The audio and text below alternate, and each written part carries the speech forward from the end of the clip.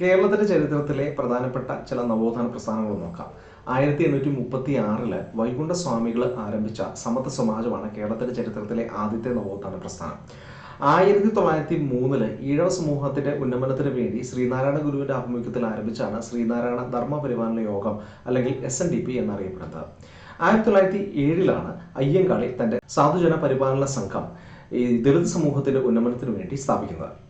1908 യോഗക്ഷേമ സഭ എന്നൊരു സംഘടന നമ്പൂതിരി സമൂഹത്തിന്റെ ഉന്നമനത്തിന് വേണ്ടി ദേശമംഗലം വലിയശങ്കര നമ്പൂതിരിപ്പാടിന്റെ നേതൃത്വത്തിൽ ആരംഭിക്കുകയുണ്ടായി.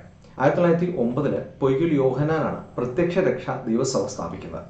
1914 മന്നത്ത് പത്മനാഭൻ നായർ സമൂഹത്തിന്റെ ഉന്നമനത്തിന് വേണ്ടി NSS സ്ഥാപിച്ചു. നായർ സർവീസ് സൊസൈറ്റി എന്നതാണ് അതിന്റെ പൂർണ്ണരൂപം. 1917 ആത്മവിദ്യാ സംഘം വാഗ്ഭടാനന്തരം.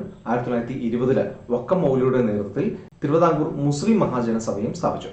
ഇനി നിങ്ങൾക്കറിയാവുന്ന നവോത്ഥാന നായകന്മാരെയും അവരുടെ പ്രസ്ഥാനങ്ങളെയും കുറിച്ച് നിങ്ങൾക്ക് കമന്റ് സെക്ഷനിൽ ഒന്ന് കമന്റ് ചെയ്യാം.